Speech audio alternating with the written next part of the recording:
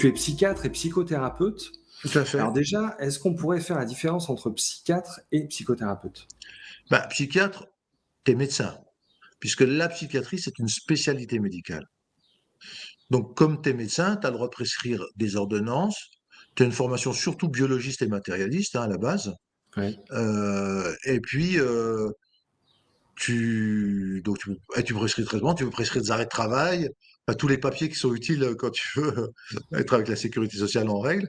Euh, voilà. Quand tu es psychiatre en France, en tout cas, c'est bien souvent, en tout cas à mon époque c'était comme ça, même si on a essayé de modifier, pas forcément du tout être psychothérapeute. C'est-à-dire qu'on t'apprend euh, des choses qui sont plutôt de l'autre domaine du comportementalisme, de la biologie, des médicaments, de la nosographie, la science de la classification des maladies, de leur évolution.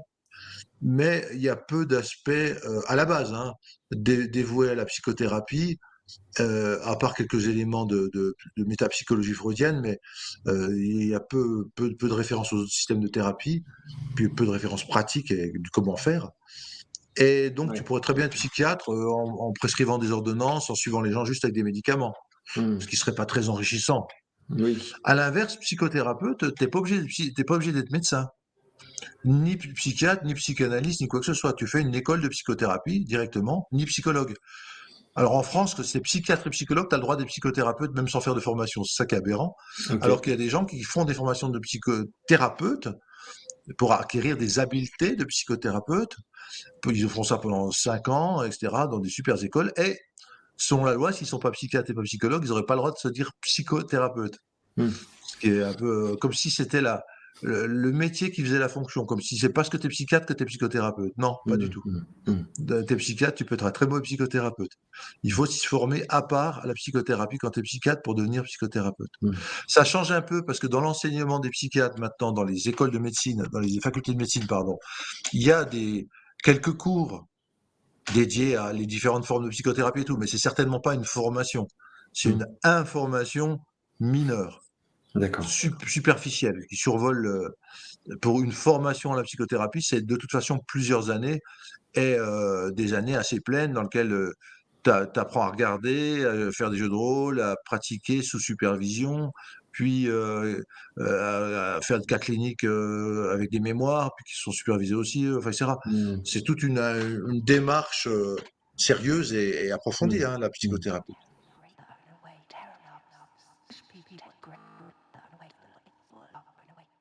J'ai commencé à m'intéresser aux psychédéliques, au chamanisme, enfin, en m'intéressant aux états élargis de la conscience dans la médecine moderne, c'est-à-dire à travers, OK.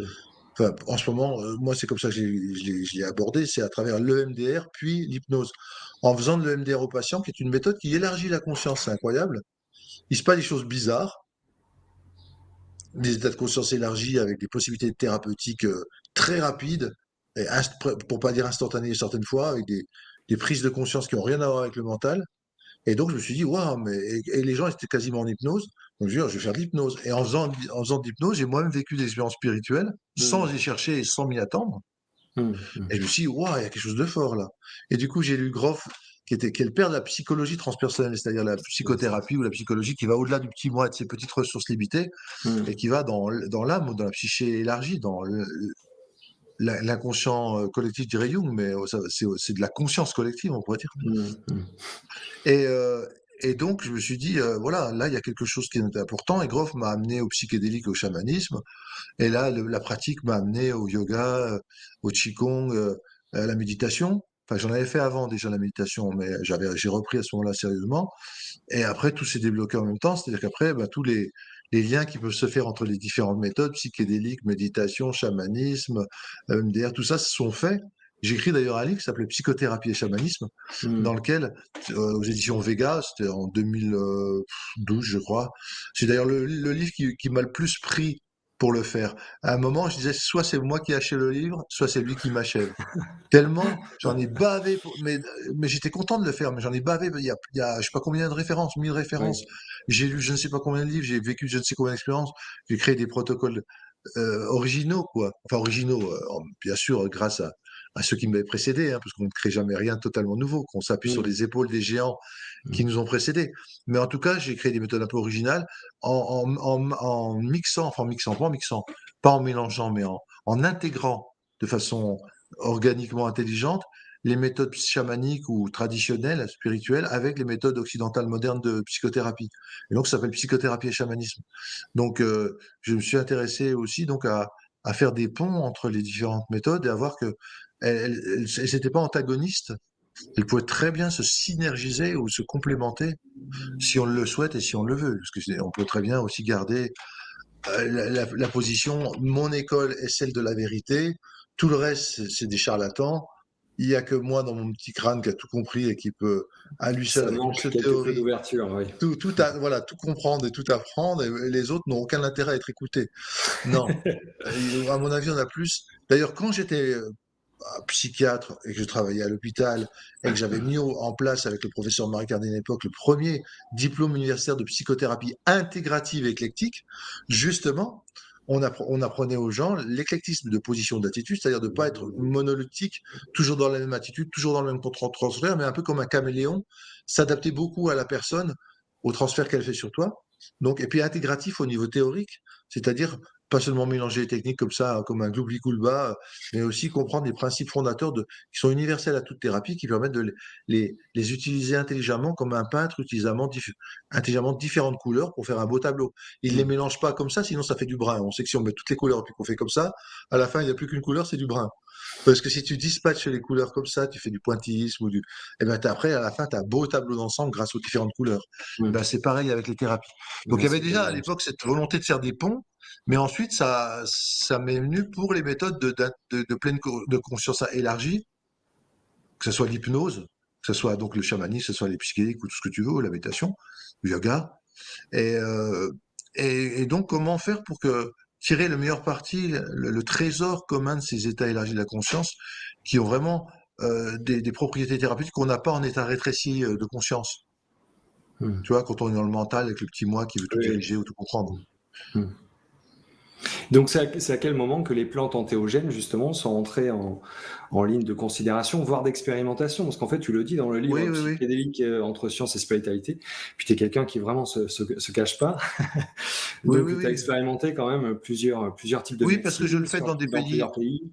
Ouais. voilà, je le fais dans les pays autorisés, donc pas en France, puisque c'est interdit. Et bien sûr, du coup, pour ceux qui voient cette vidéo ou ce podcast, je sais plus ce que c'est, ne cherchent pas à faire des expériences en France, parce qu'ils se mettraient sous le coup de la loi, qui en France est encore très sévère et abusivement sévère, puisque la définition que donne la loi française maintenant des stupéfiants est absolument pas celle des psychédéliques.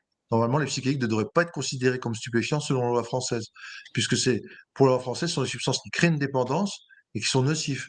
Or, les psychédéliques ne créent pas de dépendance, au contraire, ils traitent les dépendances Oui, oui, oui. et ils ne sont pas nocifs physiologiquement. Il n'y a pas d'overdose, il y a des overdoses avec les drogues, oui, les drogues qui stimulent la dopamine, comme la cocaïne, amphétamine, héroïne, morphine, etc. Mais pas avec les psychédéliques. Donc, D'accord. ça ne devrait pas être mis dans les stupéfiants, ça ne devrait pas être légalement interdit si on s'en tenait à la définition que donne la loi française.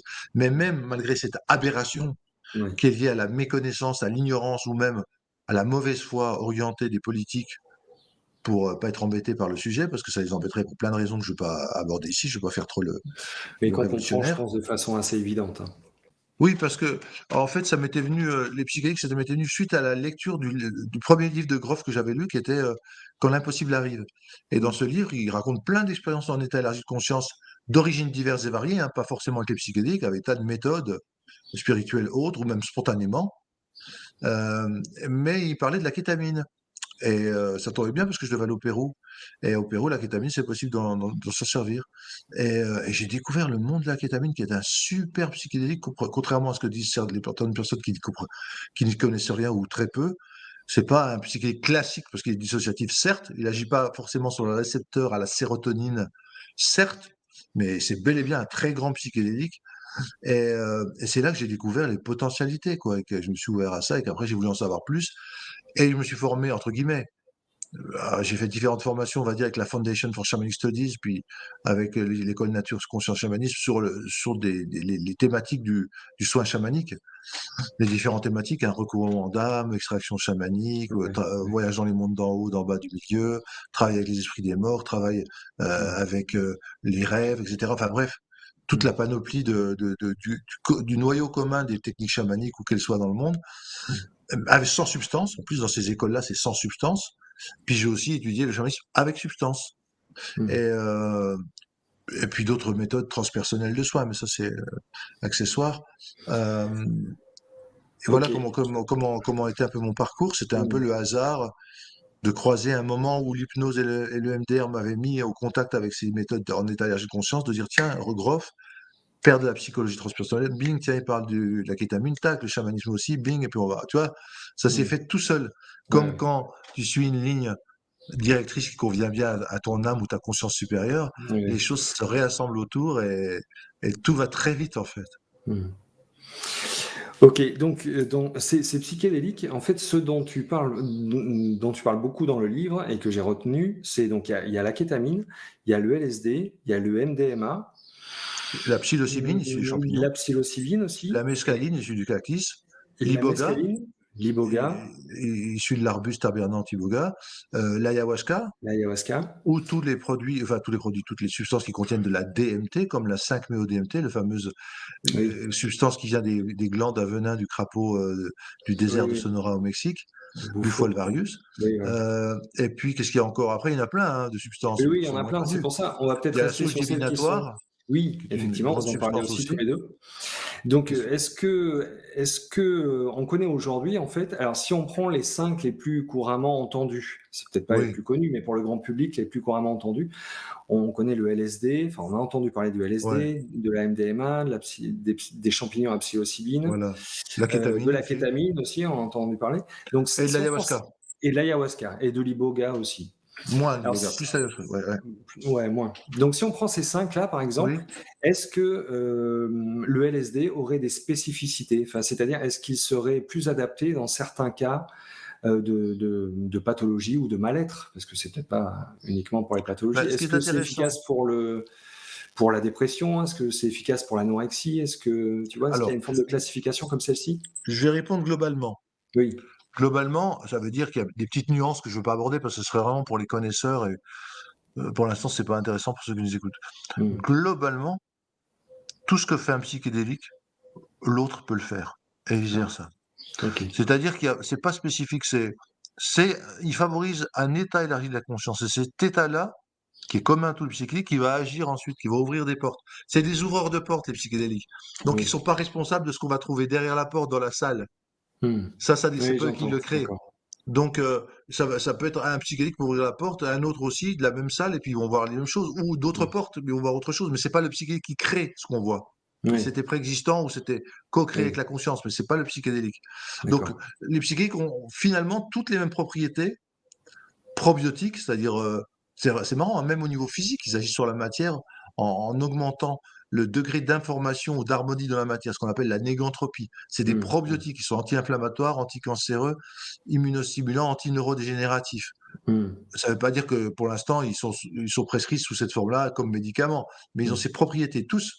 Hmm. Ils ont des propriétés de travailler au niveau du petit moi, de la conscience individuelle et de l'inconscient personnel, d'assouplir les défenses de l'inconscient, de faire venir à la conscience qui était dans l'inconscient, comme dans la psychanalyse. Oui.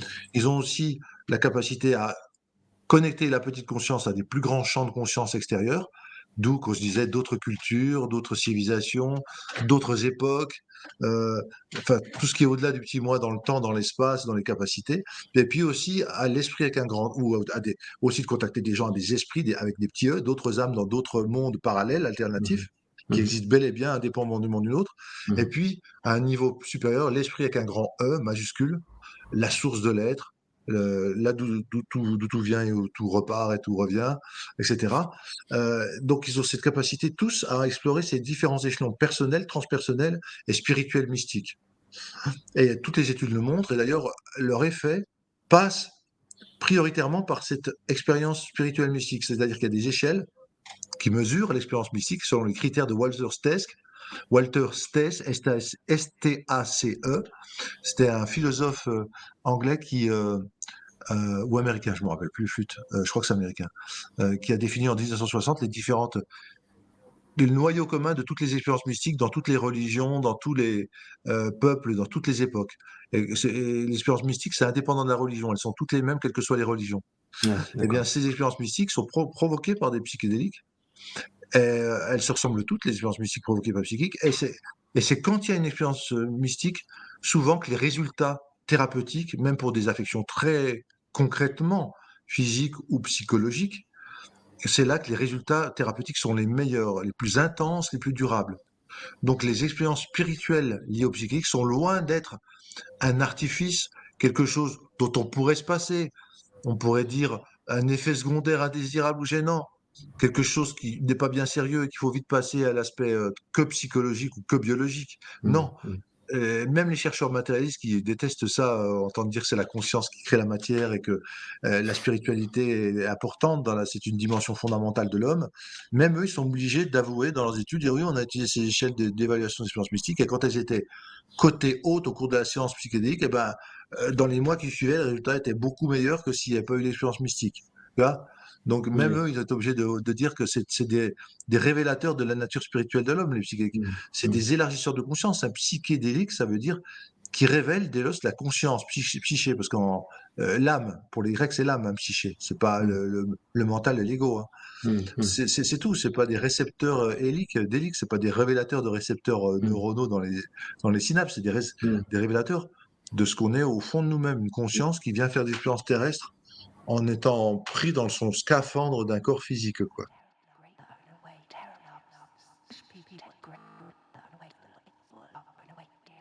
C'est c'est pas si difficile simple. de parler de Ouais, spécificité. ouais, j'entends. C'est pas forcément lié à la substance elle-même spécifique.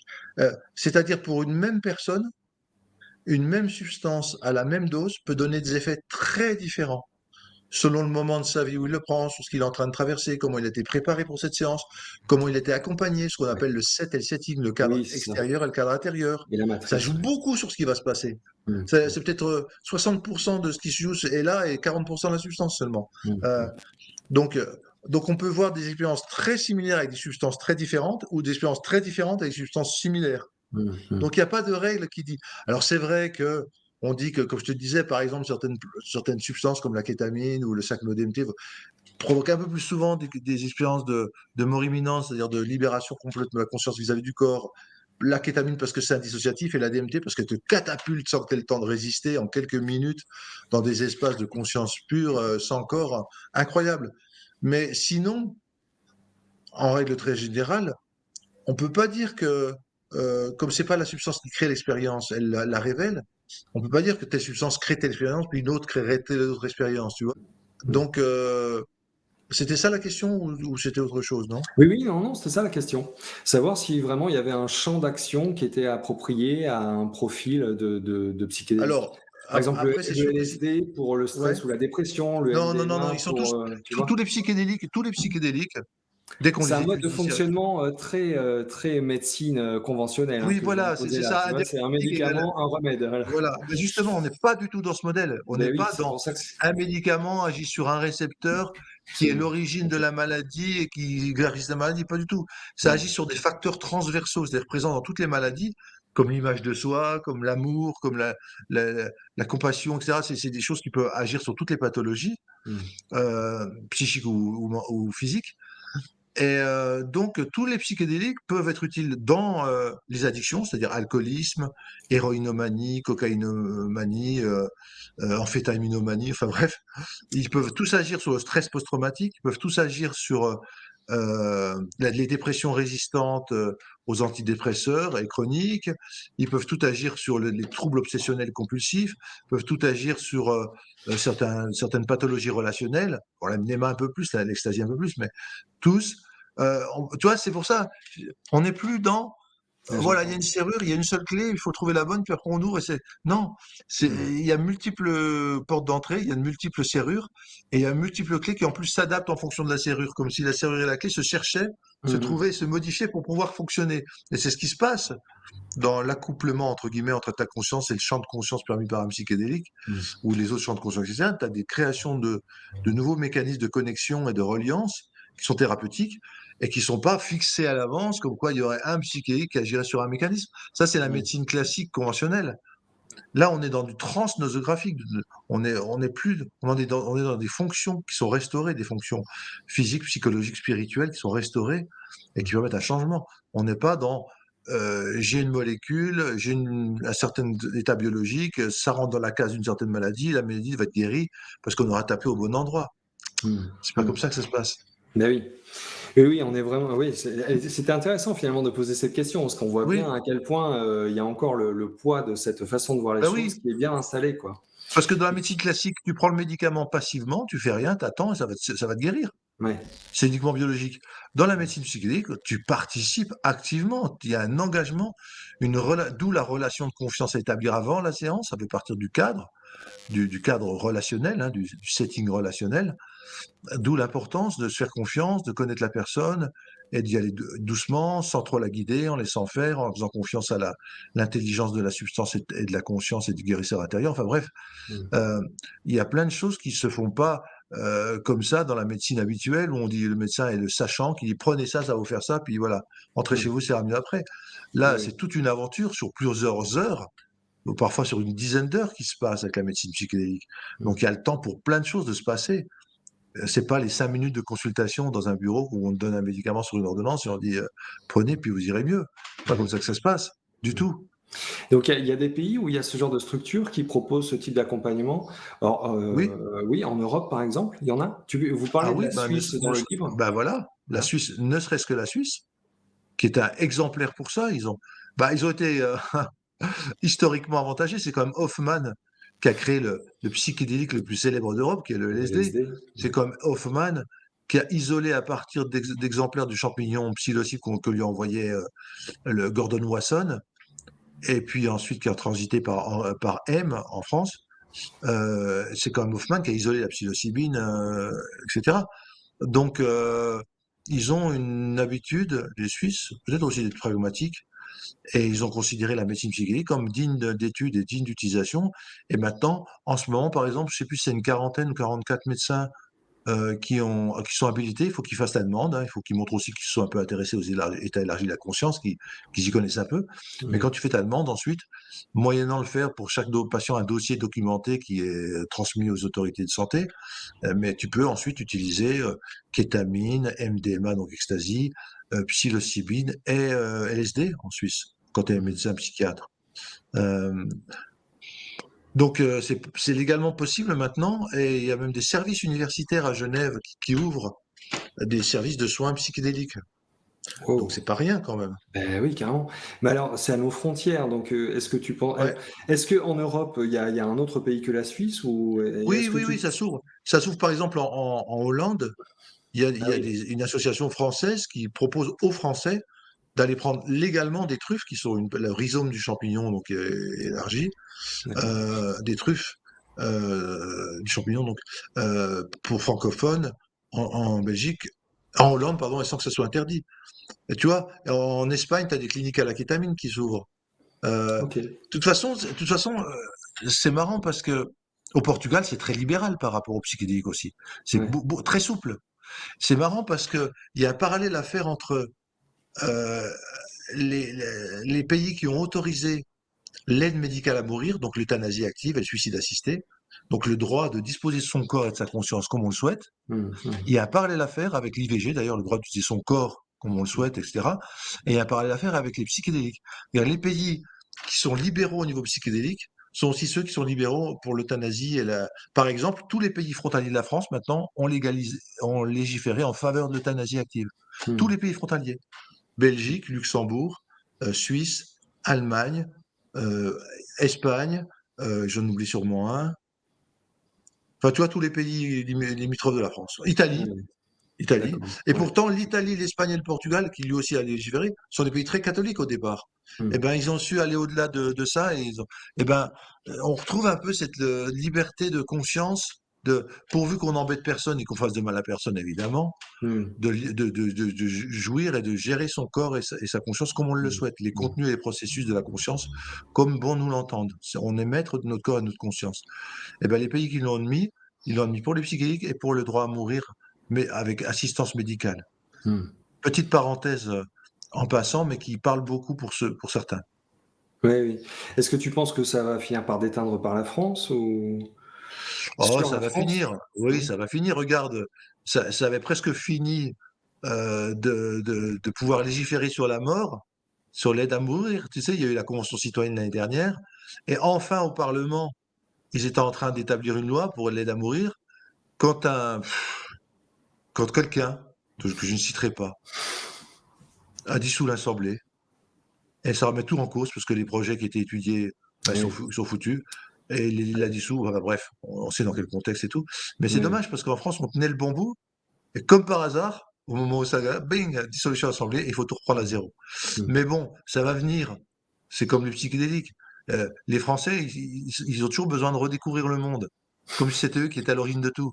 Donc là, les psychédéliques en France, ils sont en train de commencer à faire des études sur le LSD pour être utile dans l'alcoolisme. Waouh! Groff et Panke, dans les années 70, au Spring Grove Hospital, ils l'ont montré en long, en large, en travers. Il y a bien longtemps qu'ils l'ont montré, mais nous, il faut toujours qu'on redécouvre l'Amérique, tu sais, où le fil a coupé le beurre.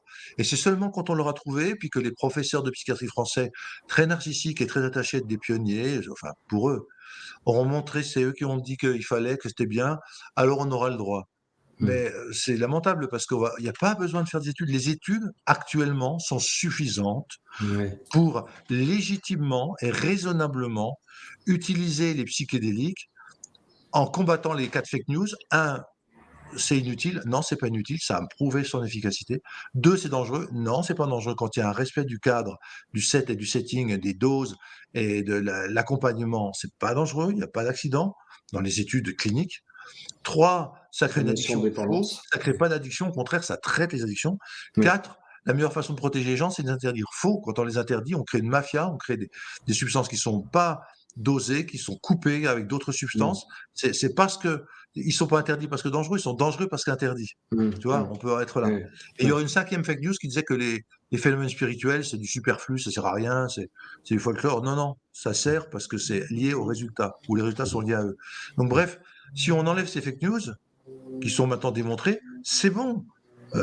Les hommes politiques, si vous voulez être sérieux, ils pourraient dire on peut maintenant commencer à étudier en fac de médecine, à créer des unités spéciales comme en Suisse ou dans d'autres pays, et on verra que ça va apporter beaucoup à certaines pathologies qui sont restées bloquées parce que la recherche médicale n'a pas fait de progrès depuis les années 60, quoi.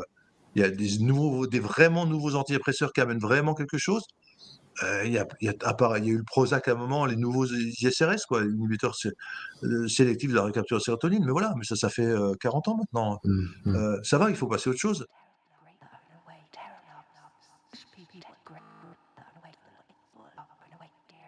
Le problème, tu vois, c'est ça qui est un peu, pas un casse-tête, mais un peu désespérant, entre guillemets, non plus. Je mets désespérant entre guillemets Oui, pour, oui, oui. pour pas alourdir les choses. Je l'ai Désespérant, grossi, les guillemets. c'est que c'est pas la raison et les faits qui triomphent. Parce que la raison et les Oui. faits diraient, OK, il peut y avoir une médecine psychédélique, elle n'est pas dangereuse, elle est efficace, il faut y aller. C'est les émotions, c'est les vieux réflexes de conservatisme et de protectionnisme, c'est les vrais, on veut garder le pouvoir, on veut pas que les gens se libèrent, deviennent autonomes, indépendants, résilients, créatifs avec les psychédéliques. Et les hommes politiques, sans rien connaître aux psychédéliques, ou alors, je les soupçonne heureusement pas de bien y connaître et de trop bien y connaître justement pour les interdire, pour garder l'avantage psychologique ou spirituel sur nous. Non, mais j'exagère là. Mais ce que je veux dire, c'est que euh, ce qui va jouer, c'est les lobbies citoyens, c'est Oui. des pressions émotionnelles. Imagine quelqu'un qui est le fils d'un sénateur et puis qui, juste avant de mourir, est assisté en fin de vie avec des psychédéliques et que ça transforme sa mort, son mourir et qu'il il ouvre son cœur à ses parents alors qu'ils étaient en froid avec eux et puis qu'il vit plein de belles choses. Peut-être que le sénateur là commencera à dire à ses collègues, les gars, c'est efficace, hein, moi j'ai vu. Hein. Tu vois, il faudra que ça passe par le cœur, par Hmm. l'expérience, parce que si ça reste au niveau raison, touchons à rien, on est bien les gars. On va pas réveiller la ménagère de 40 ans qui va nous dire: «Oh mais vous êtes en train de dire à mon fils de prendre des drogues!» C'est pas une drogue le LSD, mais bon, ils le savent pas les gens. «Alors, ça va pas? Non, je voterai plus pour vous!» Tu sais? Alors, «Non, non, voilà, on n'a rien dit. Non, non, on touche pas. Ça tenait comme ça en équilibre, on va pas toucher». Tu vois, il y a un peu de ça, quoi. Mmh. On veut pas toucher. C'est comme la réflexion sur l'euthanasie ou le suicide assisté. On veut pas y trop y toucher parce que, allez, tant qu'on n'est pas obligé de le faire, c'est un peu touchy comme sujet, Ouais, tu ouais, vois. ouais. On va pas risquer notre carrière politique pour faire plaisir à des gens qui meurent dans notre souffrance et qui pourraient être aidés avec l'euthanasie active. Non, non, on va pas s'embêter pour ces gens-là Mmh. qui crèvent en souffrant, hein. Mmh. Non, mais c'est un peu ça, hein.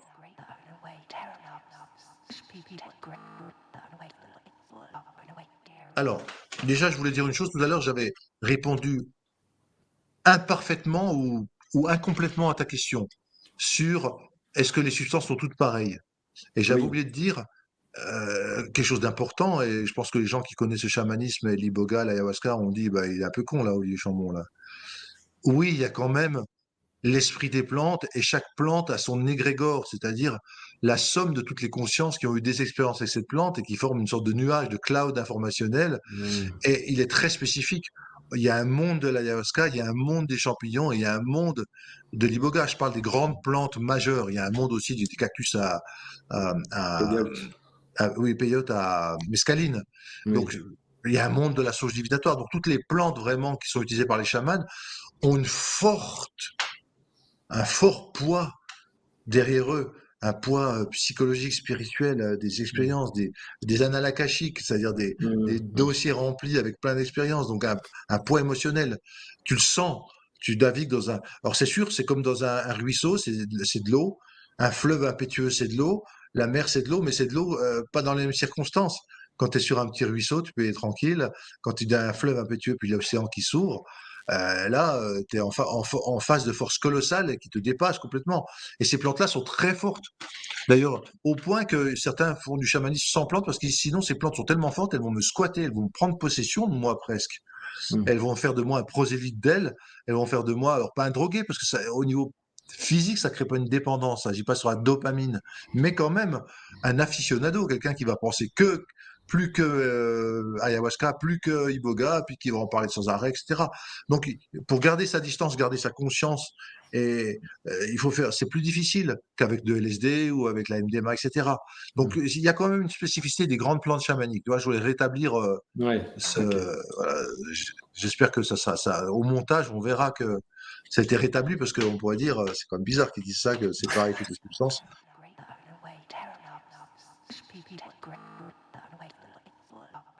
Ça m'apprend à me connaître en dehors de mon ego, ça m'apprend à sortir de la prison de mon petit moi, ça m'apprend à relativiser tous les conditionnements, les croyances que j'avais. Donc là, tu vas être passionné par la découverte de toi que va créer cette substance. Si par contre tu arrives à un niveau un peu plus haut, au niveau transpersonnel, tu découvres qu'il y a d'autres univers peuplés d'autres êtres, et que tu as accès à toutes les cultures de toutes les époques, que tu es en lien avec l'Internet cosmique, et que tu as des capacités que tu pensais pas avoir, parapsychologiques et tout, là tu vas être motivé par cultiver cette recherche de nouveaux espaces d'exploration transpersonnelle. Et puis si tu fais l'expérience de l'état mystique défini par Walter Stess, qui définit 7 critères précis qu'on trouve dans toutes les expériences mystiques, là, tu vas être touché par la grâce, tu vas dire, voilà, l'essentiel est là. Tout le reste, c'est pas que c'est pas important, parce que ça a un sens de l'incarner dans différents univers, par exemple sur Terre ou dans d'autres espaces matériels ou immatériels. Mais, euh, mais à la fin, il y a plus que le un, il y a plus que le tout, il y a plus que l'amour, il y a plus que la lumière.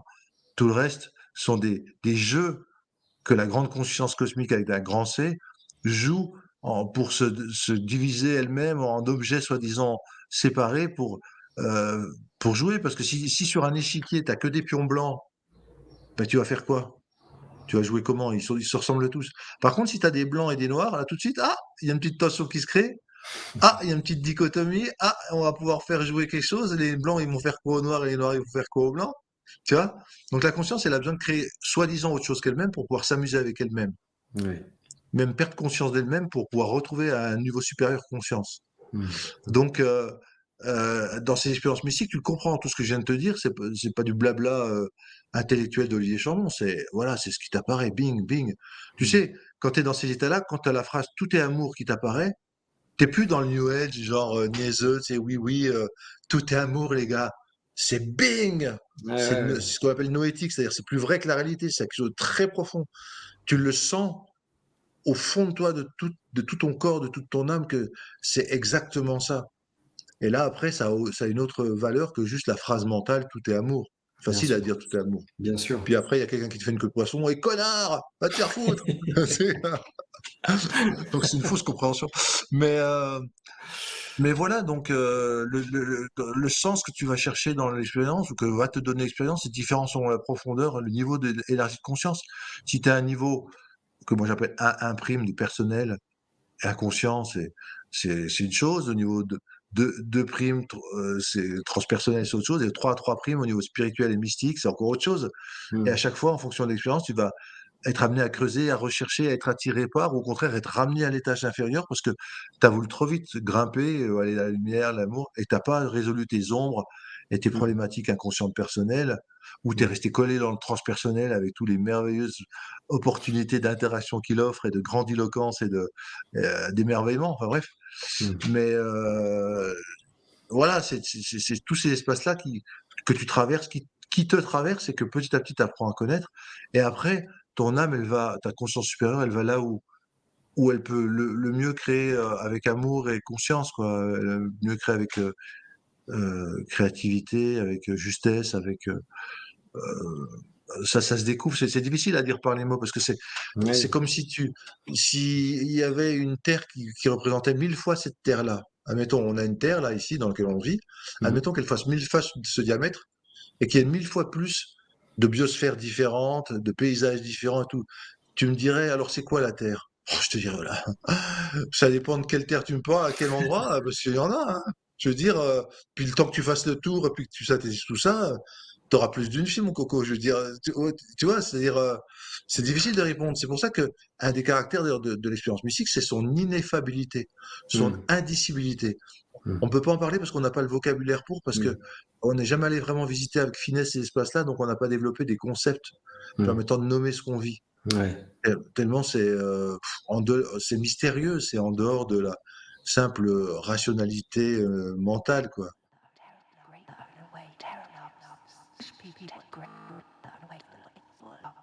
C'est aussi grâce à ma compagne, Marie-Odile Riffard, Ouais. qui m'a aidé à découvrir, qui m'a fait découvrir Stéphane Schillinger dans une de ses vidéos. Et tout de suite, j'ai vu à quel point, j'avais pas un successeur parce que ce serait très prétentieux, mais il y avait quelqu'un qui était dans la même lignée de voir les psychédéliques sous la vision de leur aspect spirituel, sans que ça soit justement classé comme charlatanisme, abracadabrantesque, c'est n'importe quoi, ou dirigé dans des sectes, machin. C'est-à-dire on parlait sérieusement, on parlait avec expérience, on parlait avec justesse et amour quelque part. Et j'ai beaucoup aimé ce qu'il disait et j'ai tout de suite contacté. On a fait une série d'interviews vidéo ensemble qui ont donné naissance à ce livre, qui est une reprise, mais bien améliorée, bien sûr, bien complétée, parce que entre ce qu'on dit à l'oral et quand il faut le réécrire, on voit qu'on n'est Oui, pas c'est du tout rigoureux à l'oral, qu'on va à droite, à gauche, oui, oui, on c'est met des clair, c'est clair. références, tout, bon, bref. Mais donc, on a eu beaucoup de plaisir à collaborer. Moi, c'est quelqu'un que j'aime beaucoup. Dès que je pouvais, effectivement, quand on me demandait des choses, comme je voulais me retirer, ben, je proposais à Stéphane s'il voulait les faire. Et on a vite coévolué comme ça. Et maintenant, c'est une figure majeure, Stéphane, et de plus en plus du milieu psychédélique francophone et allemand, parce qu'il parle beaucoup de langues, hein, allemand, anglais, Oui. français, et pas que, aussi de la psychothérapie transpersonnelle. Il est à la fois poète, il est créatif au niveau visuel, il a fait un oracle, il fait des ateliers, il a beaucoup de succès. Enfin, c'est une grande figure. Ça va être comme un peu le Franck Lobvé ou Isabelle Padovani. Enfin, maintenant, elle s'appelle plus Isabelle, mais s'appelle, parce que ça a Qui changé de ça? sexe, mais Qui Issa ça? Padovani. Ouais. Voilà, exactement. Ou d'autres, hein, que j'oublie, désolé pour eux, mais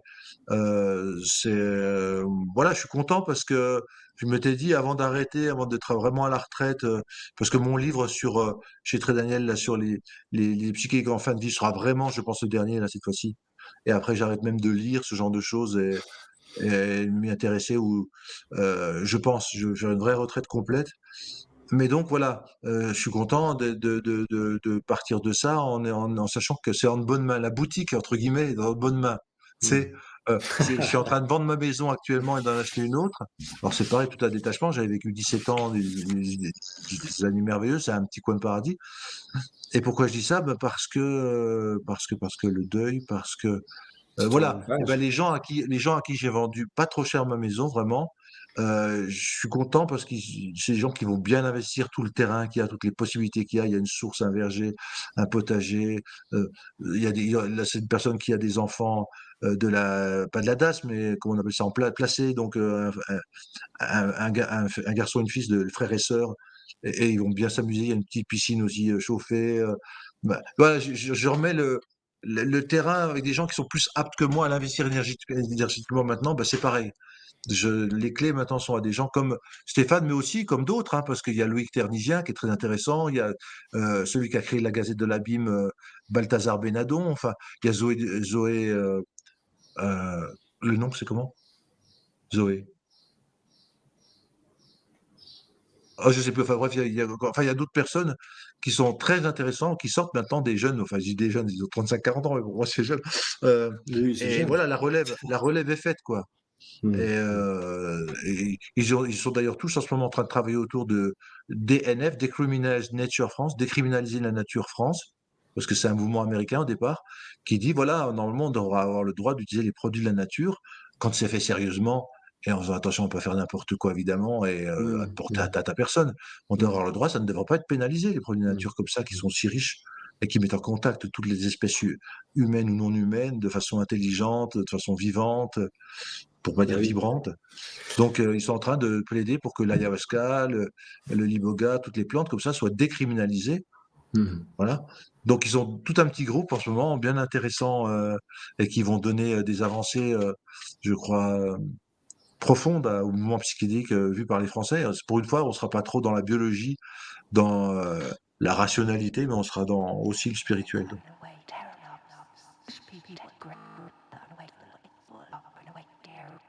Vous abonnez ou pas, peu importe, parce que c'est vrai que c'est bien de soutenir ce mouvement, hein, mais pas forcément. Vous pouvez demander à participer à une commission sur, je sais pas moi, les travaux scientifiques sur l'utilité des plantes ou les avancées légales en ce moment dans tel ou tel pays. Enfin, Mmh. vous participez au réseau de connaissances et de reconnaissance.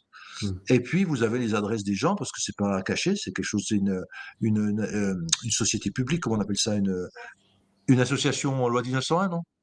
Oui, c'est ça. Ouais. C'est une association loi 1901. Alors, je demande pas à un esprit, hein, je demande à ma compagne qui est dans le coin. C'est ça, pour pas que les gens se disent, oula, mais lui, il a pété un plomb, maintenant, il entend des voix, il pose la question. Non, non, c'est un être humain que je parle. Euh, je précise parce qu'on sait jamais, des mauvaises langues comme ça. Euh, donc, oui, c'est une association loi 1901, donc qui a pignon sur rue, qui est déclarée en préfecture, dont qu'il y a un comité, tu sais, avec pas un directeur, un président, un vice-président, un Président, trésorier, un secrétaire. secrétaire, enfin, tout ça, des sous-commissions. Donc, c'est vraiment transparent, quoi. Donc, on peut parler de manière transparente et sérieuse en France des psychédéliques grâce à toute cette bande de jeunes et de jeunes compétents et talentueux. Mmh. Tout à OK. fait. Super. Eh bien, écoute, Olivier Chambon, je te remercie vraiment, pour Merci à cet toi. entretien et puis, je te souhaite plein de bonnes choses pour la suite. Alors, c'est quand tu prends officiellement une retraite?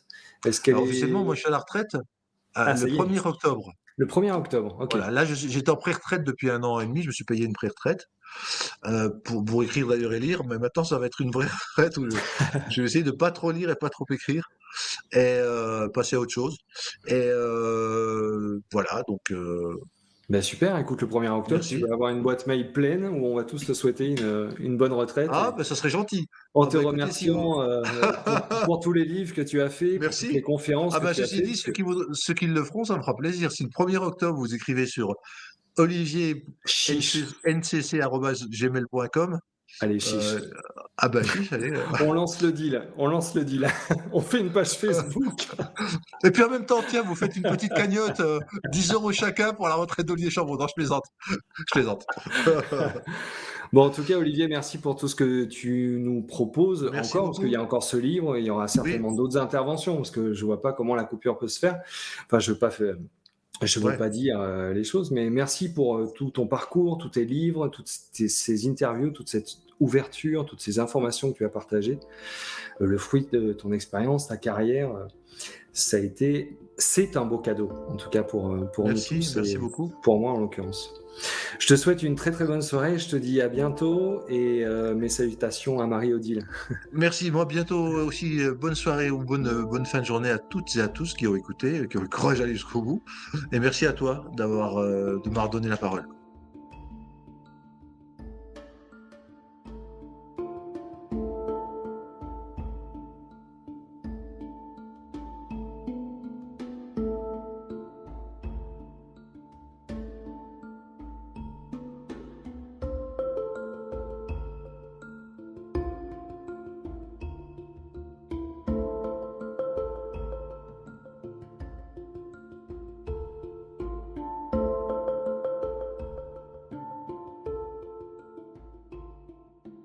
Ouais. Oui, alors il y a des cultures dans lesquelles dès la tendre enfance, on va dire, dès que l'enfant commence à constituer son ego, son sentiment de finitude, de séparation et tout, que l'angoisse de mort d'ailleurs s'installe très tôt dans l'âge, Et oui, oui. et bien en même temps, ces cultures-là, elles apprennent à se familiariser avec la mort, à se familiariser avec les états particuliers de conscience qu'on rencontre quand le corps physique commence à mourir et que la conscience individuelle commence à se détacher, les royaumes, les domaines qu'elle parcourt, les pièges ou les obstacles ou les richesses de chacun de ces états, pour mieux cheminer vers ce qu'on appelle la claire lumière ou la conscience absolue, ou en tout cas pas forcément se réincarner tout de suite, ou pas forcément reprendre les mêmes schémas, les mêmes erreurs, et tout de suite être attiré par la terre comme un addict est attiré par sa Mmh drogue. mh. Mmh mh. Euh, donc c'est important ces cultures. C'est pas du tout, la mort n'est pas du tout quelque chose qu'on repousse le plus loin possible. On y pensera quand on sera vieux, puis quand on aura un cancer, Mmh mh. et comme quelque chose qu'il faut éviter parce que ça fait peur et puis que c'est peut-être contagieux, on sait jamais d'en parler. Mmh. Mmh. Eux, et c'est une catastrophe, c'est terrible, c'est le néant, tout ce qu'on a fait, ça sert à rien, c'est une bibliothèque qui brûle, tout ce savoir qui est perdu, etc. Non, pas du tout. Dans ces cultures-là, c'est un moment qui s'inscrit dans les différents voyages de la conscience, à travers ces différents passages, et le passage de la vie terrestre à une autre vie, enfin à une mort du corps physique terrestre, mais à une autre vie de la conscience, ce n'est plus ni moins que je déménage d'un petit appartement qui était sombre, bruyant, dans un mauvais quartier pour aller dans un nouvel appartement grand, lumineux, Mmh. calme. Bah, personne ne va me le reprocher. On va me dire, «Ah, t'es fou, pourquoi t'as quitté ce petit appartement?» Bah aussi, j'ai quitté parce que j'avais fait le tour, puis que je peux aspirer à autre chose maintenant. Donc c'est pas plus dramatique que ça la mort dans ces cultures-là. C'est juste le passage d'un état de conscience plutôt rétréci, qui est la vie terrestre, à un état de conscience plutôt dilaté, ouvert, élargi, que sont les dimensions non terrestres ou non matérielles, dans lesquelles la conscience peut faire d'autres types d'expériences qui sont d'ailleurs beaucoup plus proches de son fonctionnement à elle. La matière, c'est quelque chose qui ralentit, qui atténue, qui restreint la puissance de la conscience, qui est là-dedans comme un oiseau serait pris dans une mare de pétrole ou dans de la boue et qu'il a du mal à décoller.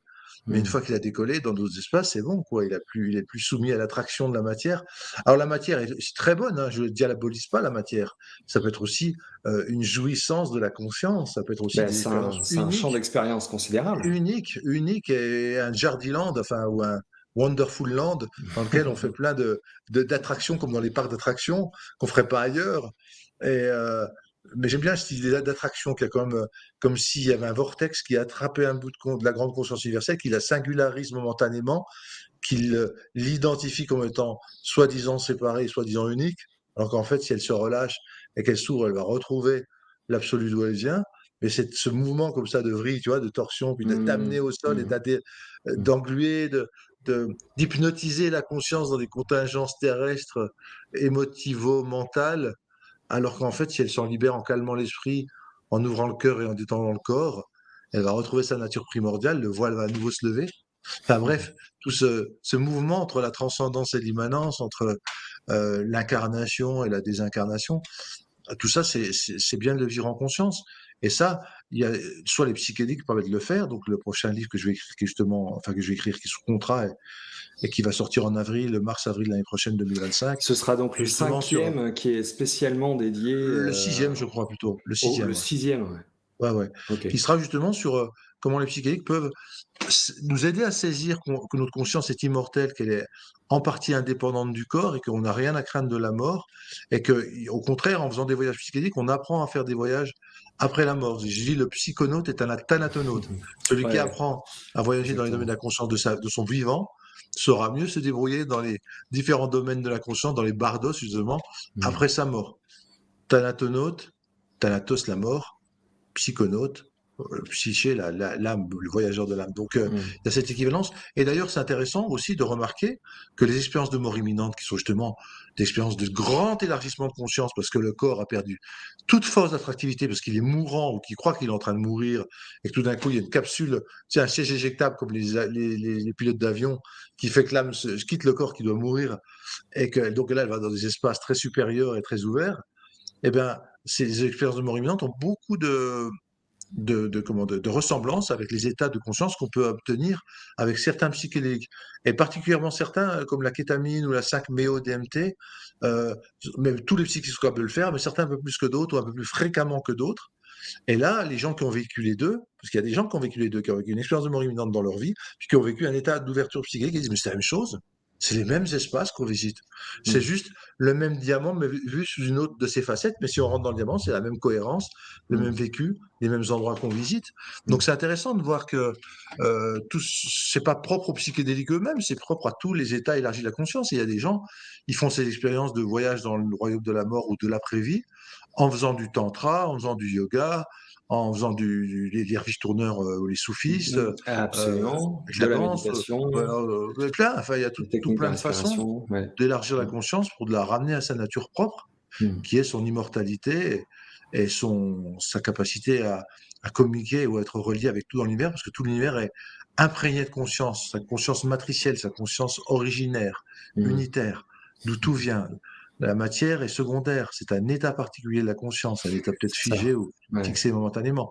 C'est ce qu'on appelle le post-matérialisme au niveau scientifique.